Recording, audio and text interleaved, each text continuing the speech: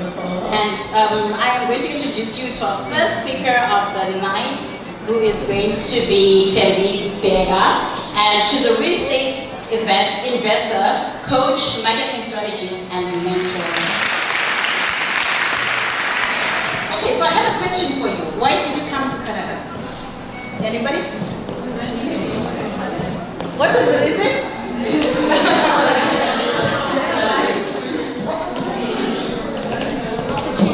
Opportunity. Money? Education. Okay, greener pastures. Are they green?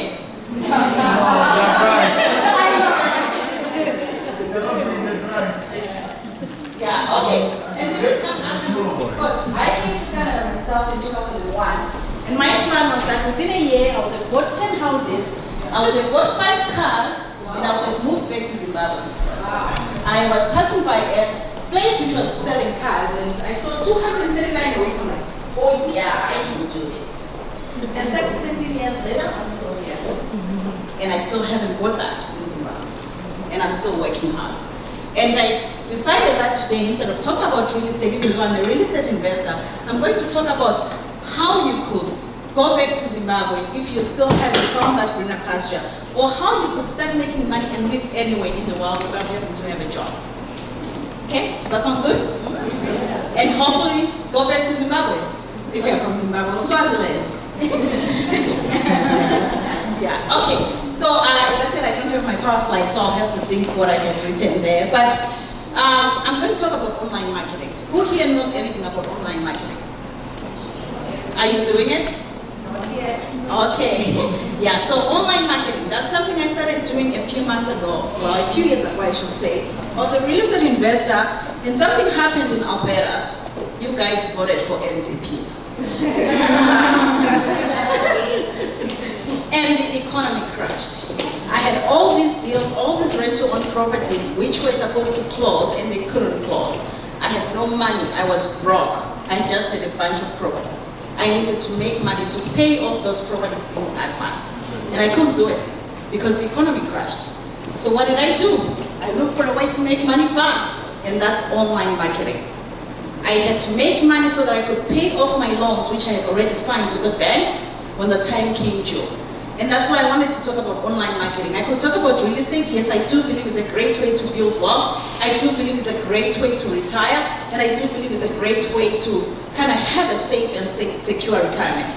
But I think if you're looking for quick cash flow, online marketing is what you should be looking into right now. Why do I say that? Because anybody can do it in this room. If you have a passion, you can make money. Does anybody have passion? Yeah? Okay. So I'll use an example. We have a cake person there. I'll use an example of a cake lady. Right now I have a friend of mine, Cara Andretta. What does she do? She teaches others how to make cakes, beautiful cakes, how to bake, and how to market the cakes. And she does this all online. She's never met her students, she just does it online. And her last launch, she made 400,000 within 7 days, just teaching people how to make cakes. I started doing this, teaching people how to invest in real estate. At first I started doing it in Africa, and then I expanded because I had so much demand, and I expanded to Canada and the US, and now I have students over 17 countries. Okay. And the last launch we did was very well. I'm not going to share the numbers, but it was very good. So I think anybody can do this. So if you have a passion, you can do it. So I had as I said, I had a slideshow where I was going to share all these numbers and all these people, but I'm going to give you examples. I have a friend of mine, Nicholas Wilton. His business is called Arts to Life. Nicholas decided that he was going to teach others how to be an artist, how to paint or do whatever you can do. And Nicholas started teaching people, and in his last launch, he made 940,000 within 7 days. So I believe anybody in this room can do it. Anybody can do a passion. So why don't we choose an example in this room for somebody who's got a passion, and we'll walk you through how you can get started. Anybody with a passion? Everybody has a passion. What's your passion? Music. Wow. music. Music. Good. I've got an example for you, Michael Walker. He says his passion is music. So you could teach others how to play music or how to be a DJ, right? Okay. So what you will do is you just go to Facebook and you open a Facebook page which says, what's your name? Aristotle. Aristotle, okay. Aristotle. So you go to Facebook and you open a page that says Aristotle Music Productions, let's just say, just an example. And what you will do on Facebook, and this is for anybody who's listening here, you'll open a Facebook page and you start telling your friends, hey, do you know somebody who wants to learn how to do music? And you refer them to that page. And people start coming to your music. And then you start doing what they call Facebook ads. You can start that with $5 a day, and you start marketing yourself, telling people, this is what I do. I teach people how to learn music. I go back to real estate because that's what I do. But anyways, I teach people how to play music online. So if you're interested in playing music, you can do that. My friend Michael Walker did exactly that. He's a musician. What he did is he did a summit. So he basically gathered a different type of musicians and asked them to kind of come and give tips on music. And then he had 21 interviews from all these people who do music. He packaged that and he started selling it online, and he made $5,000. It's not a lot of money, but if you could make $5,000 within a week doing that, wouldn't that be great? Wouldn't that be awesome? And why do I think you should be doing online marketing? Well, first of all, because government is not your friend. I'm sorry to tell you that. I used to work in Montreal. I used to make $7 an hour. And then I moved to Edmonton. I was a registered nurse before, and I started making $28 an hour. Oh my God, 4 times more. I am gonna be rich. No, it didn't happen. I was broke. I was more broke than ever because the government took money from me. They taxed me to the bone. The government is not your friend. This system was designed for the wealthy by the wealthy. It wasn't designed for us to be employees. So you need to start a business which is for the wealthy, which is going to put money into your pocket instead of taking money out of your pocket. That is why you want to start something online. Because guess what? The government doesn't even know how much you make. You can pay 0 taxes. Last year I paid nothing. I actually got 6,000 back. Because I'm a poor single mom. But anyways, that's how you pre-position yourself. The second thing, we have something going on right now in Canada called the Trump syndrome. We know what's going on in the US. I go to the US a lot because of the business and because of my students there. And you know, when you go to the US, you can feel it. And I'm sure you guys go there as well, and you feel it. When you're talking to your students, you feel it.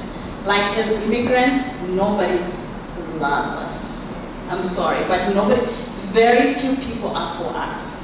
And unfortunately, when that happens in an economy, in a scarce economy, if you're an employee, usually, not always, but usually you're one of the first people to go. You know, usually nobody kind of favors you. Oh, because you came from Zimbabwe and you took their job. You came from Zimbabwe and all of a sudden you created all these millions. They just think you got them from the government, but no, you worked hard for it. So you need to start preparing yourself such that in case the Trump syndrome jumps over to Canada, you have a safety net. It's already here. It is already here, yeah, but let's pretend it's not.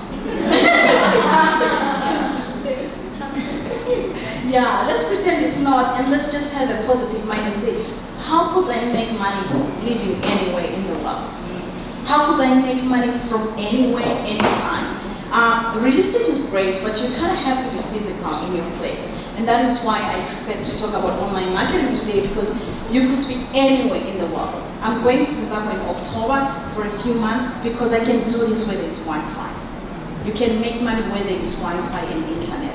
So I'm encouraging you today to just take yourself outside the box. Take yourself outside the mindset of being an employee, of having to work from somebody, and think of the opportunities. Imagine how your life could change if you could just make money from anywhere in the world. If you could just create your future from anywhere in the world. Is it going to be easy? Absolutely not. But is it going to be worth it? Yes, it is worth it. So that is what I wanted to talk to you about today. Just think of that, because when the Trump syndrome hits, when the government realizes you're not their friend, or you realize that the government is never your friend, when the government changes, anytime the government changes, I live in BC. Right now we have the NTP, oh God, please don't get me started. But when that came in, things changed. We have no stability anymore. no stability whatsoever. So you have to create your own economy. Stop relying on the government's economy because it's not going to take you far. Just start creating your own economy and try to go ahead, and you'll get ahead faster. That is my words of encouragement.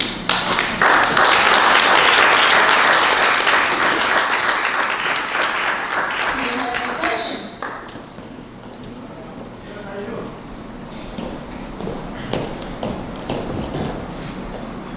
Hello. So my question is, this is my business. Yes. It is registered. I already have a Facebook page, but how do I go from there? Great question. So what I'll do is I'll start by marketing myself. I'll start by putting yourself out there in regards to doing Facebook ads. So you'll find out how do I do Facebook ads, which is really simple. It's not a very complicated process. You start doing Facebook ads and start sharing your business with people. So you would target, say for example, if you're selling, for your music, you'll target people who are interested in music. For me, I target people who are looking for investors. You know how sometimes you Google online, you just go on Google and say cake. All of a sudden, every day you're seeing Facebook ads and everything about cakes. Guess what? Because us marketers track you. Every time you Google anything, we have a tracking system behind. I have a tracking system. Everybody has a tracking system as long as you have a Facebook page. You track them and you find out, oh, somebody was searching for a cake. Okay, so guess what? Now I start marketing to them because they're searching for a cake. So that's what you would do. You'd start marketing to those people who are searching for music, how to start being a DJ, or how to be a DJ, how to make money being a DJ. That's one way. The other way is to track other people who are already teaching this. So if you know somebody who's already teaching others how to be a DJ, you can track on Facebook. You can track the people who go to their page and their clients and start marketing directly to them. It makes it easier for you. Make sense? Yeah. Thank you. You're welcome. Do you have any questions?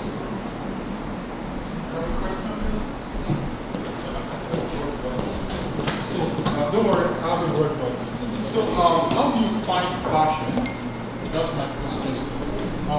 But this other thing is, I wanted to buttress a point for when you respond to that question. I feel for most of the time, you need to create that value first, right? You need to let people know about you want to mentor people, so you have to create value, and that will help your network grow. What do you like doing? What I like doing? I'm a software coder. So I'm at a point where I'm thinking to myself, what's my passion? So how do you find passion? Can I answer that with an example? You remember how I said I'm going to Zimbabwe in October? I like traveling, and I decided I'm not going to pay for this trip. Why don't I get other people to pay for it? So I advertise. If you're in my list, you'll know this because you saw this. I advertise to my list and to Facebook people who would like to take a safari trip to Zimbabwe at $15,000 US. And that trip costs $5,000 if I were to pay them directly. And I already have a group filled up, and I'm trying to fill out the second group now. So the first group is 6 people, the second group is 3 people. And I'm taking that to Zimbabwe. So, because that's my interest, that's what I like. You have to have an interest. Even if you like gardening, if you Google Stacey Mann, she teaches people how to garden.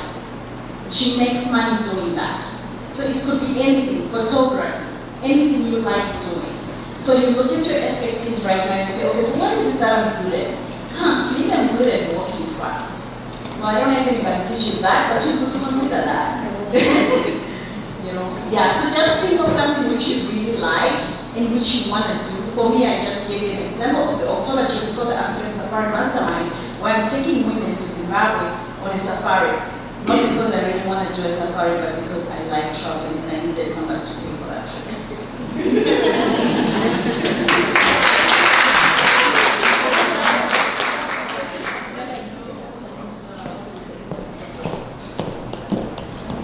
So my question is, how do you approach people? Because first of all, being black and being a woman and trying to be in business is very difficult. But you have like 17 students from 17 countries. How do you get over just your first time being black?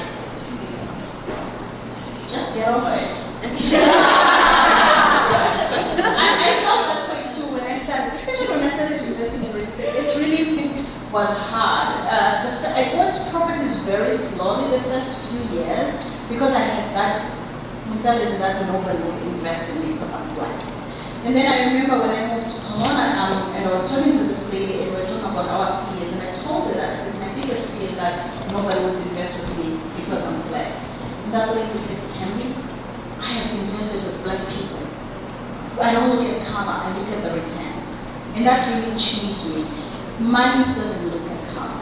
When you're teaching your students that, they don't care about your color.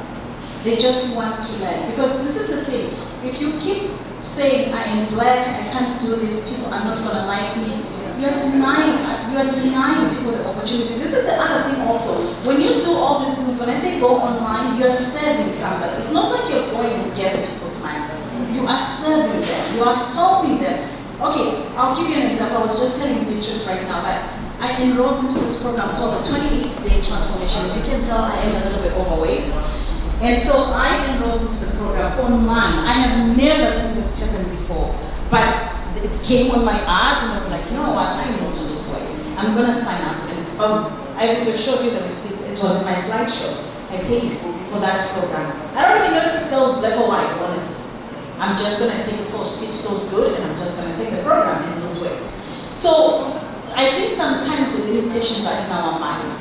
We think that, oh, because I'm black, but guess what? Those people don't even know whether you're black or white. They just lie. If people need help, they will just go looking for it. And that's why I'm saying maybe look into Facebook ads, because you're going to people who have Googled your information. You Googled how do I lose weight. That's what I did. And all these ads from Fit Feels Good started showing up, and I just paid a program. And the other reason which I wanted to point out also, which I forgot, it was in my online slides, why I think everybody should be online right now. There's something which is called the blue ocean and the red ocean. It's a blue ocean strategy. Anybody read that book? Blue ocean strategy? Okay. So anyways, what this book talks about is how in the red ocean, you read it? Oh yeah. Yeah. So basically, the red ocean is full of sharks. So let's say you have an idea. Let's just say, no offense, I'm not offending anybody here, I'm just making an example, which I can think of right now, truck driving. We have a lot of Zimbabweans who do truck driving. That is the red ocean. So basically, one person started doing truck driving and went and told everybody else that, oh my God, we are making tons and tons of money in truck driving. So now 20 people are doing truck driving, 100 people are doing truck driving, and everybody else is doing truck driving. So it's like a sea. And like the shark sees that and they go in and jump and they start biting. And so it becomes a red ocean because everybody else is doing that. And then there's the blue ocean, which is an uncharted territory. Nobody else is doing that. So you go into that blue ocean and you kind of start your own thing. The reason why I'm making... Sorry.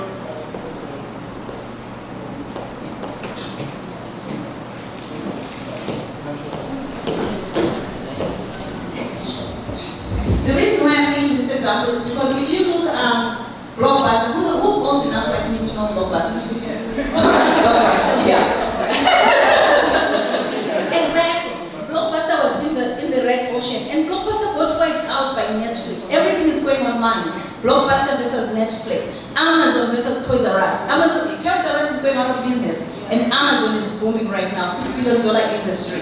Everything is going online, guys. And if we keep sleeping and trying to do physical jobs, we're gonna be wiped out. We're gonna look at other people getting rich whilst we're poor. So many millionaires are being made online right now, more than in real estate. So that is why you need to go online. Online shopping versus physical stores. Right now you do groceries from home. You just do your own groceries from home. You don't even have to do anything. iTunes versus a CD. Who knew CDs would disappear? But they have disappeared. Everything is online. So that is why you should go online. So people don't look at color. They just look at what you have to offer. Is it good enough? Good, then I'm buying. They probably don't even know how you look like until they buy your product. And I don't even know how this girl was going to be teaching me to lose weight for 28 days looks like. And I paid.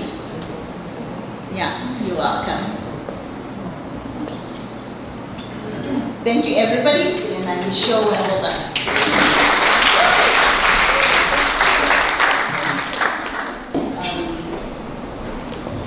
she is a medical doctor and motivational speaker who has had a feature talk on TEDx, guys.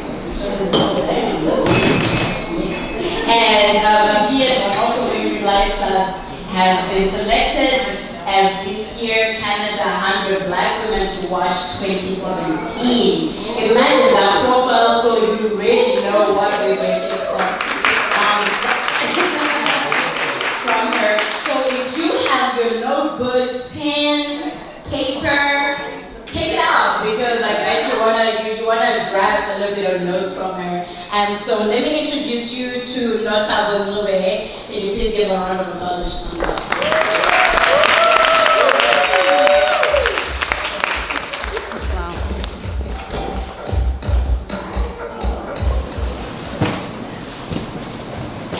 I have to start off by saying that never in my wildest dreams did I imagine that my journey, the unfolding of my journey, my story, was leading me here, right to the stage where I'm sharing with you my truth. My journey started off in Zimbabwe. Born to a woman who was a teacher by profession, Ncube. A woman ever since I was a young girl said a doctor she will become. And my grandmother, a woman who was a nun in the Catholic Church. A woman whose dream for my life was to follow her footsteps and be a nun. But what I realized now looking back, it only makes sense when we're looking back in retrospect. I recognized that really she was speaking to my purpose of changing and impacting lives. For her generation, all she could understand was that it was a nun. But for our generation, it's a motivational speaker, inspirational speaker. So I'm saying this to say, I'm a living testimony of what a prayer can do, of what a mother's prayer can do, of what a grandmother's prayer can do. So I'm saying to each and every one of you all, Sister Girl and Mama Bear, that your prayer matters.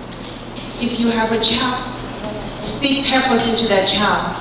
Speak destiny into that child. If you're just like me who doesn't have kids yet, it's okay to pray over the seed again. At the tender age of 14 years old, my mother died through a tragic accident in Zimbabwe. As I watched her lie in her coffin, I said, Mama, I need Thembi. See the beauty of speaking before your people. You don't have to do translations, So today I don't have to say it means Mama, I'm hopeful. I said, Mama, I need Thembi. I continued and said, I'll try by your means and I'll strive to be adopted. Looking back at that divine moment, I asked myself a lot of questions. I asked myself, what did that 14-year-old child know and understand about hope? How could she have spoken about hope at a time when really she was hopeless? Where did that come from? And how did she sum up the courage to make a bold promise to her mother when she was in a country which only has one medical school and which predominantly accepts the male child? Then I realized that it must have been a hand above her, a force above all of us, a force I call God, a force I call grace, that already knew who I am, that already knew that one day I'll be sharing my story at High Event Canada. Welcome everybody. I say this to say that from the time you were born, you've always been led. You've always been led by a force that is bigger than yourself. Whether you recognize it right or not, but that force is there leading you and guiding you into your purpose. That hand is waiting on you to open your heart to receive it. So that one day you look back at your journey with clarity, understanding that each and everything that you've been through was leading you right to this divine moment. And I recognize again that the moment I spoke those words into the universe, that I was initiating the process of manifesting that dream. I say this to say that our words have the power to create who we become. I'm here today because of the words that I spoke into the universe at 14. So it's safe to say that you really do become what you believe. So destiny led me to Canada, where I found myself living in a rich and high community, being raised by my dad. And it was a rich and high community where I was subjected to prostitution, high crime rates, teenage pregnancies. And it was that moment that I had to listen to a voice within that said, you are so much more than that environment. And I consciously made a decision to work hard at school. And graduated as one of the best students and made it to McMaster University for undergrad. At the time, I needed a scholarship to make it to, so that way I could fulfill my academic years at McMaster University. And it was part of a program called Pathways to Education, which caters to low-income families. It was around the time that I reached out to my mentor and I said, I really want to apply for the scholarship. Then he says to me, well, you don't qualify because you've only been in Canada for 1 year. I said to him, well, I still want to apply. How about we try? So he submitted my name. And then he called me back and said, they are willing to give you a full scholarship. I didn't meet the requirement. I was competing against people who met the requirement. So looking back, I recognize again it was grace showing up to help me become that which I was supposed to be. Started off at McMaster University, and what happened? It happens to all of us. At some point in your hero journey, you will hit rock bottom. You will get to places where you will have trouble learning how to remember who you are. It will be hard for you to get up. So there I was at McMaster University, not attending classes. I was down to nothing. So I fell out of my program. I remembered my mother's words and the woman she was and how she had raised me. So I chose to reapply. When I reapplied, McMaster University was giving me a second chance. A second chance to become the doctor that I'd always wanted to be. But more than ever, a second chance to fulfill the promise I had made to my dear mother. That was grace showing up again. And then I started off at McMaster, did 2 years of undergrad, then applied to medical school. Right when I got started to medical school, I was facing another predicament, which was the finances. I didn't have enough money.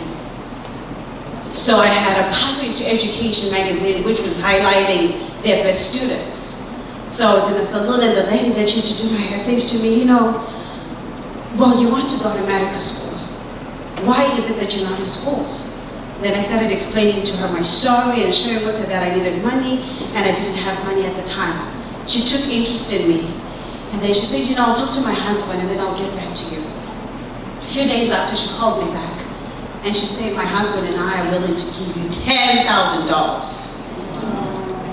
That was grace showing up again. You'll notice that I keep on referring to grace and the divine intervention that showed up. I didn't see it that way at the time. I thought it was just lucky. But I recognize now it was that hand. That hand that showed up at 14 years old when I made that promise to my mother.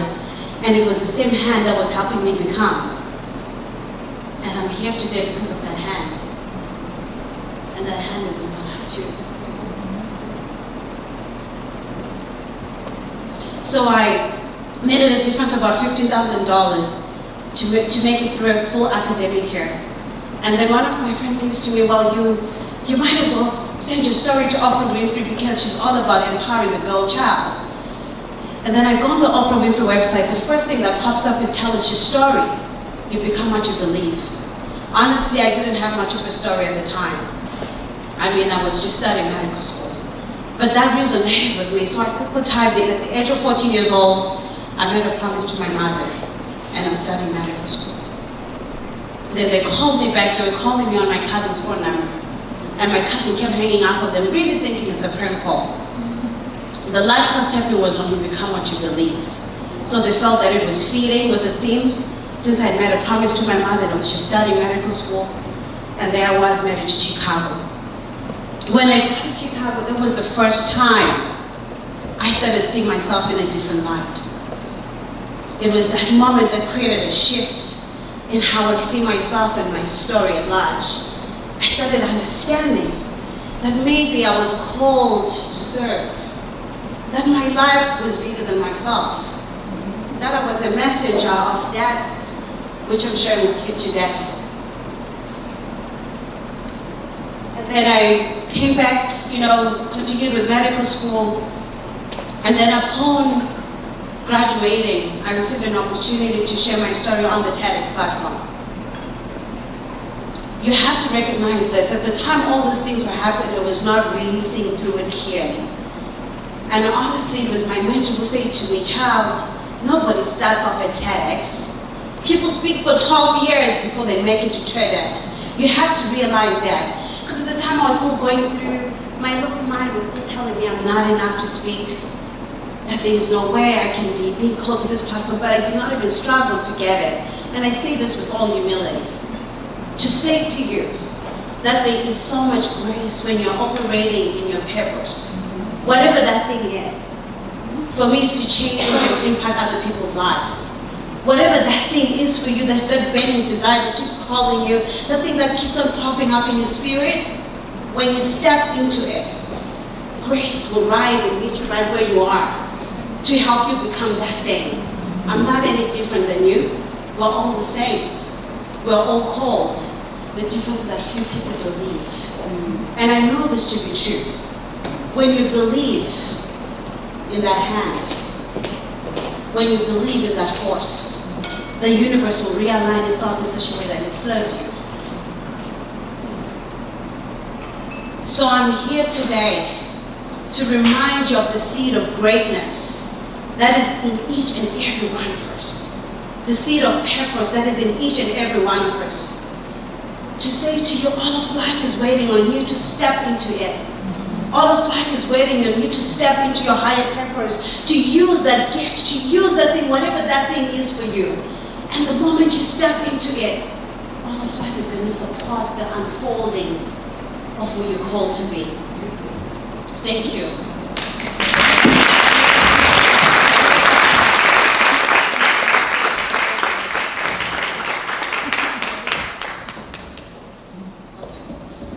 Any questions?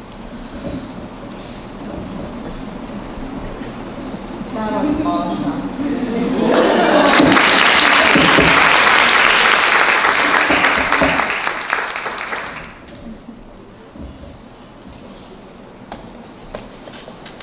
I have a quick question.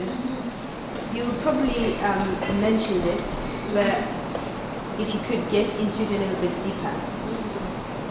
I'm sure throughout your life, throughout your trial, you have faced rejection. You have faced, impossibility. How do you keep with it? How do you keep going? What is it that you tell yourself that makes you move from where you are? Right. After facing rejection. I think one thing for me is I try and do affirmations all the time, but to be honest, I have evolved from that place of doing affirmations to that place where I operate from a place of knowing.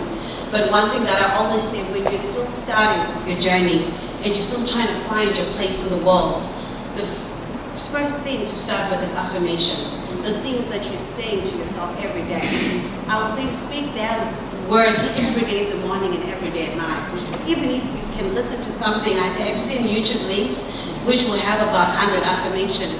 So when you get up in the morning, you see those affirmations, you look at yourself in the mirror, you say to yourself, I'm beautiful, I am amazing, I'm great. You call it forth as though you already are that thing that you desire.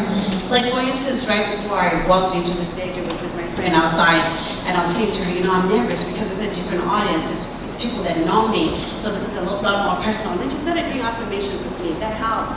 It calms your nerves and it allows you to get to that place that reminds you of who you are. Because there's the little voice, right, which we all have. That little voice that will tell you all the negative things about you.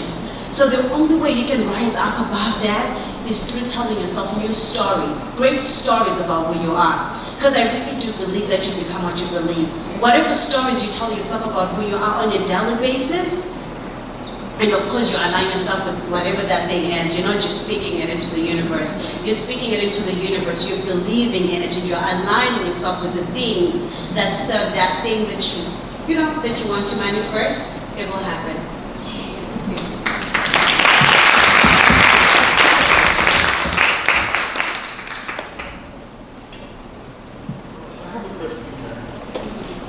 I want to relate this to your personal journey.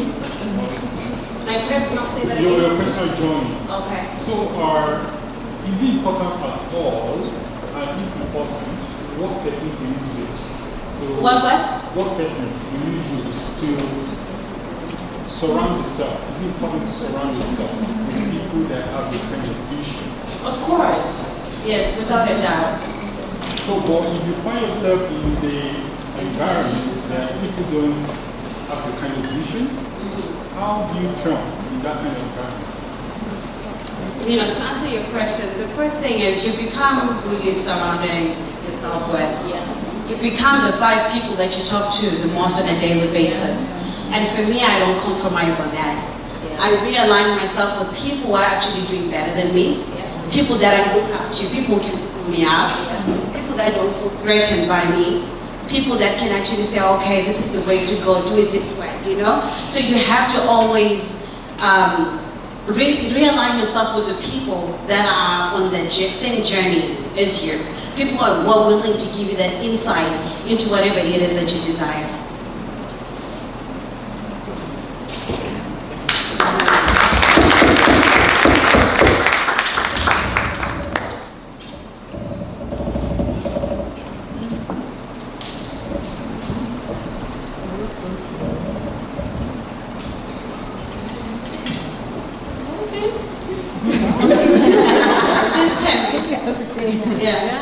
My question is, what was, it's similar to what Beatrice asked. Like we have already, there's so many challenges which you go through as a human being, and all of us have gone through those.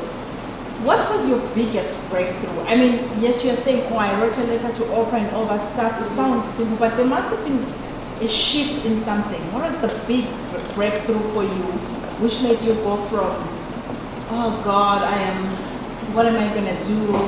I only have 10,000 to being wherever you are right now? Because there must have been a shift or something. Sister Thembi, honestly, there was never one big moment. Never one big moment. It's a series of different events that have led me here. When I initially started off my journey, of course, when I was young, the biggest dream that I imagined for myself was becoming a doctor. I did not see anything beyond that, right? So I think more than anything for my journey, it feels as though I've always been guided. Though I was not consciously making the promise to my mom, knowing that it was leading me here to this platform where I'm actually sharing my story, but that hand was already guiding me.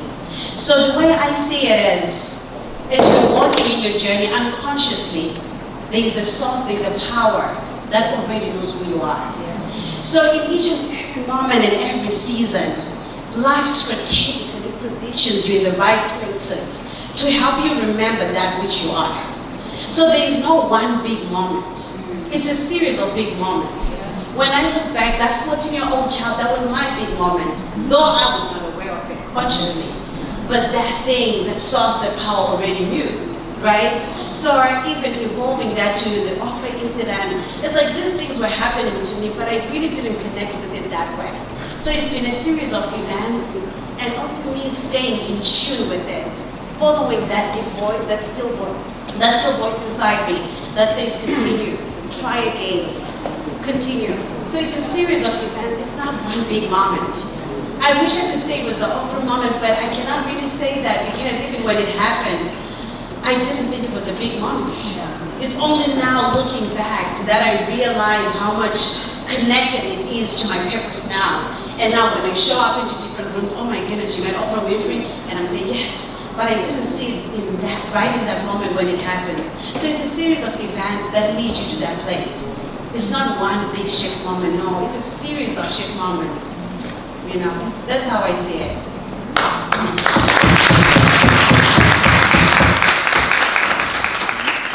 Oh my goodness, okay. Sandra, you know, I'm just saying oh my goodness because my journey started off with this woman.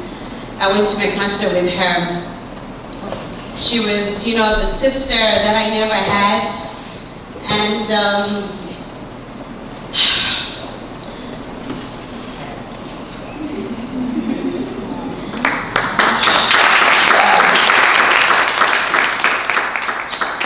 during my low moments, she's the sister that always showed up.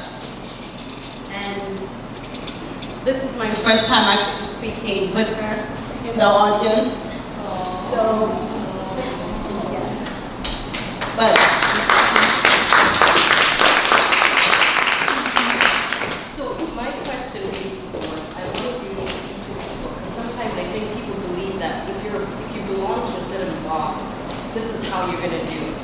So you as a doctor that's sitting here, people go to university to get a business degree or go to law school to get this degree and spend whatever it is, if it's $60,000 worth of tuition and think that they're going to be the it tomorrow. How do people start to break away from those norms and boxes? How did you as a doctor decide, you know what, I am a doctor, but I'm not going to practice right now. Here's the path that I'm going to choose. And society will think to yourself, after spending all these years being in medical school, what are you doing? Right? Yeah, thank you for that. Oh my goodness, that's a big question because I get it all the time. And when I did my last clinical rotation, I was sitting down with this man, I think he was about 60 years old. He was filling in my evaluation form. So he says to me, Nothabo, I don't know what to say about you. And then I look at him and I say, what do you mean? He says to me, there's this energy that you bring into a room. There's this energy, there's something special about you, I don't know what it is. And this man didn't know my story. He didn't know nothing about me. So I knew that really that was a voice. You know, that was a voice God was sending to me. And like I said, Sis Thembi, going through that journey, there was never that big moment. So that was another moment too for me in my own personal journey. That made me say, okay, so maybe that speaking thing is actually my path. Because what are the chances that a stranger would say that to you? But what now I've also come to understand is that my journey evolving from medicine into speaking are connected. I wouldn't have this story if it wasn't, if I hadn't gone through medical school. So it's connected for me. So one thing that I always say, even the job that you're doing right now may be connected to your purpose. We're all called for something, whatever that thing is. For me, I found it when I was young. And I'm so thankful for that. But I also followed that thing. Most people know, but they're afraid to follow it. Because they're afraid of what they'll say. Honey, they talk about me all the time. But it doesn't matter because I know who I am. I know who I am, so I operate from that place of knowing because I've seen the hand of God in my life. So when I do what I do it with heart and purpose, understanding that this is bigger than me. So I would say to somebody who is, you know, at the crossroads, I would say, trying to make the decision, follow your heart. That voice knows you better than anybody else, more than me, more than your friend, more than your sister, more than your mother. And honestly, even my dad, when I shared this news with him, the first thing he reminded me was my background from medical school, in which case he was right. But you know, I'm not governed by those things. I don't care for those things. I follow my passion. I follow the things that I'm passionate about. And that is why I'm here today. And that's the reason why these opportunities continue opening up for me in the way that they do, because I really thoroughly surrendered to that.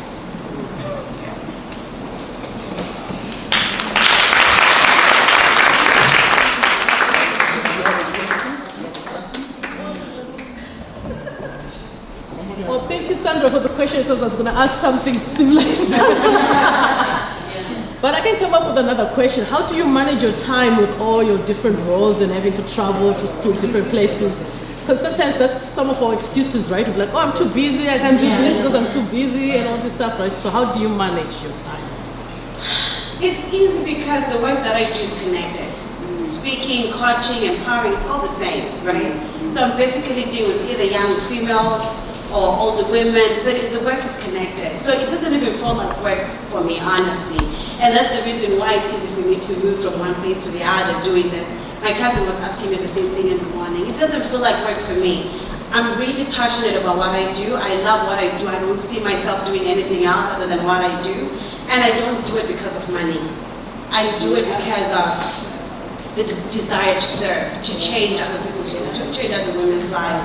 So I find when you have your why, when your intention is good to serve, life takes care of you in a way that transcends, what you imagine possible. I'll tell you the story. I actually haven't shared this with anybody yet. A month ago, I was in a coaching seminar, and there's this lady that was sitting right behind me. She says to me, "You look familiar to somebody that I've met before." And I'm like, "Oh, really? I don't know you." She says, "Well, I met you last week." She was so convinced that I was that person. And then she takes out her phone and she shows me a picture of a woman who had her hair tied up just like a little child. And this woman is white, right? So we all look, we look the same to them, right? So she shows me a picture and she says, "This is you." I'm like, "No." But what is ironic is that I had met the same lady at a charity event the day before. So I say to her, "No, that's not me, but I know the lady you're talking about," right? She says, "Well, I like you. I don't know why, but I like you." Then this lady calls me up and says, "I want to meet you afterwards." She says, "Okay, tell me about your story. I know you graduated from medical school, but you're not practicing. Tell me about it. Like, who moves from that and goes into speaking and coaching? That's not Satan, right? How are you going to survive?" Honestly, that's what she said to me. I said, "Honey, I still have debts to pay. I have no answer for you." She said, "You know what? I really like you. I'm going to connect you to my boss. My boss, with your kind of story, he can clear your debt." I say this to say to you, when you're operating in your purpose, when you're operating in your purpose, when you follow your heart, life will take care of you. When your intention is pure to serve, life has a way of taking care of you. This just doesn't happen only to me. It happens to me because I've identified that which I am, and I'm willing to die for it. That's why it happens. So, yeah.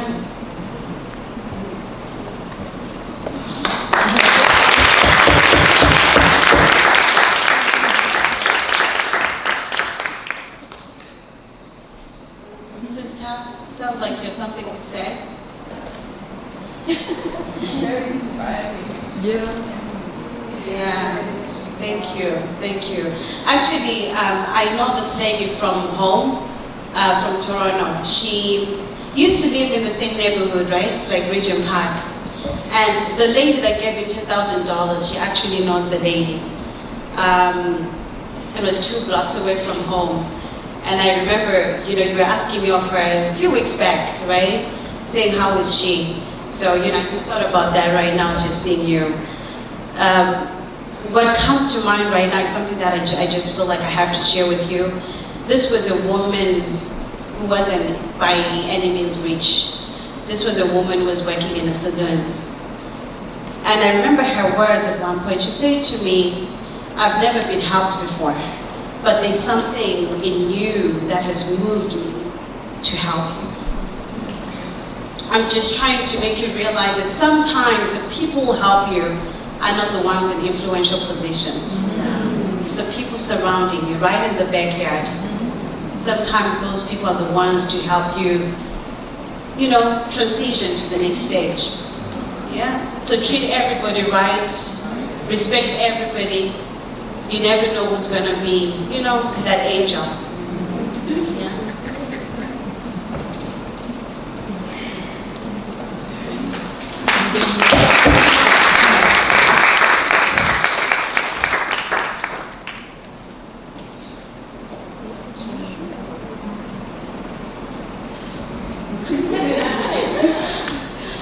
This is Samarachi. She's one of my friends too from undergrad.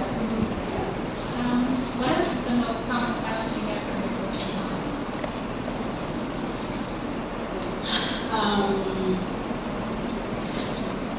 It's how can I get to a point where I can turn my passion into profit?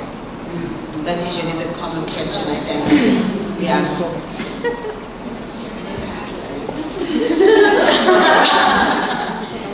Honestly, I don't know if I have an answer for that, but one thing that I always say to people is, what you put out, the universe is going to shine back at you and give you that. So when you have already identified what your worth is, you already know what your value is, you put it out there, that's what life is going to give you. I know speakers who get paid $500, I know speakers who get paid $0. I know speakers who get paid $150,000 for speaking 15 minutes. So you set the tone. So if this is what you want and you desire to take your passion into profit, then you have to realign yourself with those things that are going to pay you for your worth. But you set the tone. You tell the universe who you are. You tell the universe what you're charging. You tell the universe what your worth is. And you're going to get back that in return.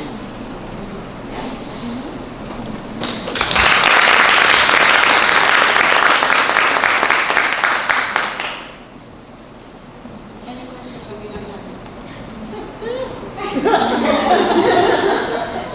Well, basically, the question that I wanted to ask was almost the same. Almost the same. Because we're almost in the same field, and I always get the same, oh, you have to make money out of it, but it's passion. It's passion. Which I totally understand, but then there's times where, oh, how do you turn it into profit? So it's the question that's really And I think it's also really hard to explain sometimes because your provision comes in different ways, and I'm sure you can relate to that. Sometimes it's that one person who refers you for a speaking engagement which pays you.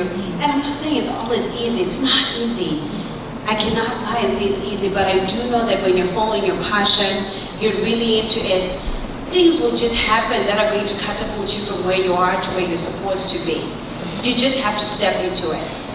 You just have to start and step into it and have faith, of course, in that thing is going to take care of you, right? So. I have something. I want to relate these points to what the first speakers talk about. Yeah.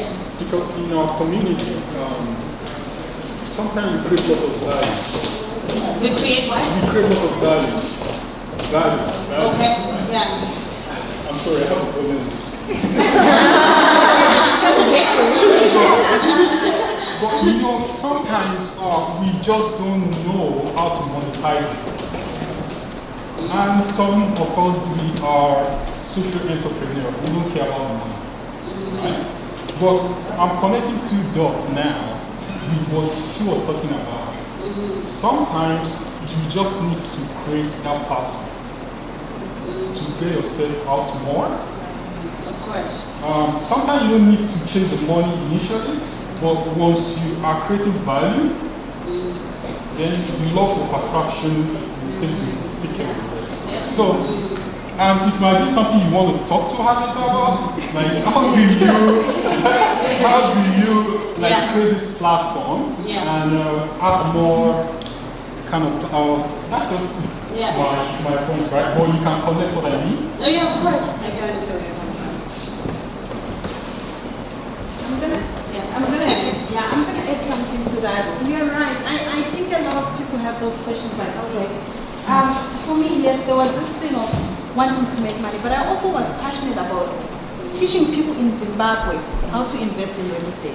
Because I knew that back home there were no mortgages, there were no loans, there were nothing, and I knew how to get other people's properties without ever going to a bank. So it started for me as, you know what, I'm gonna start home. I'm gonna start doing this in Africa. And then the more and my intention was only to do it in Africa.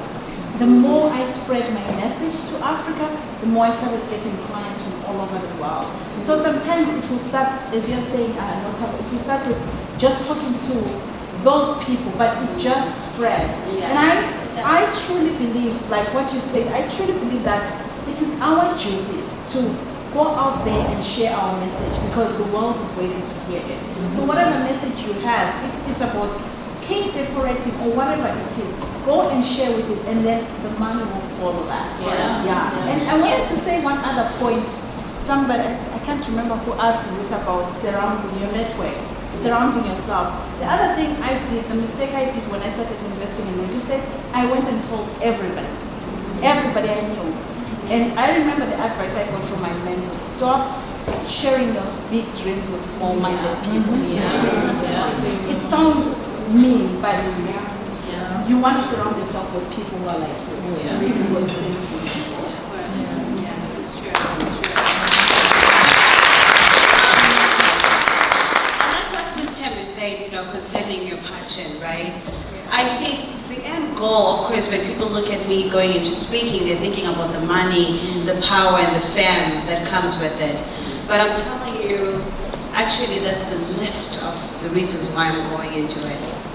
So you really have to identify your why. You have to be passionate about what you do.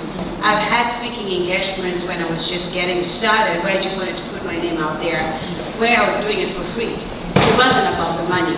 So as long as you have the money being the primary thing when you're just getting started, honestly, in your passion, you're not going to go far. You really have to know what your why is. And I know the older generation, I can see my aunts there thinking, you know what, really we need money. But really our times are different. Our times are different, especially for us, the millennial generation. Things are happening differently. I get called to speak on speaking platforms by people who don't have a degree. And these are people with millions of dollars. So our times are slightly different. The times we're living at, they're really opening up to, it's becoming a world where people are just tapping into their gifts, their passion, their talents, whatever that is for you. And honestly, I get shocked all the time when I meet all these different people doing these phenomenal things because I'm thinking they don't have a degree, they don't have this. So I started noticing that I was actually sabotaging myself by comparing myself to them and thinking I'm better. Because at the back of my mind, I'm thinking I spent so many years in school, right? So you have to get to that place where you identify what that thing is for you. Whatever that passion is, that thing, follow it and trust it. And do it with good intention. Serve in whatever form and capacity that God has called you. Not everyone is called to be a speaker. Not everyone is called to be a teacher or a nurse. In whatever form and capacity you have been called to serve, do that thing with your heart, and life is going to open up for you. So even if you have a business idea or want to use your gift or your talent, the first question you should ask yourself is, why do I want to do this? And if money is the first thing, don't do it. Don't do it. Don't do it. Money comes after. It will chase you down. This reminds me even of my speaking engagement last year when I had gone to South Africa. I got the speaking opportunity, but I didn't even know I was going to get paid. Okay. I didn't even know I was going to get paid, but I just showed up because I was just thinking it's bringing me in alignment, and I ended up getting paid, but I didn't care whether I was getting paid or not. I just wanted to put myself out there, So just have your why in mind and allow that to guide you and to direct you, and everything will fall into place.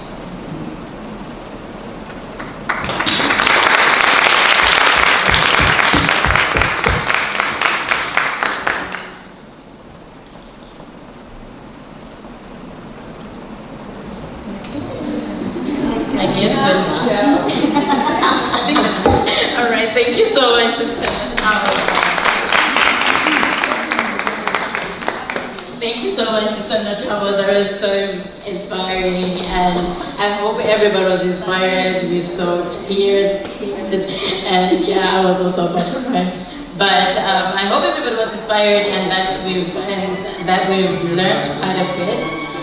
And I am so fortunate that I have the mic most of the time, so I think I can comment afterwards. All right, so Sister Nothabo. Okay, I just want to thank you for coming tonight. I really do appreciate it. This is not for me. This is really for us to come together and support each other in our little ventures that we have. And I just decided to bring this together for that reason. Because I know a lot of us have these passions that have died inside because we are stuck in trying to pay bills and trying to make ends meet without following our passions. And I felt like we needed something like this to get us together. And it's not about money. I have not made a cent from this. And I just want us to continue to support each other in this way. I hope next time it will be bigger and better. And I hope more people will want to work with me so we can make this an even bigger.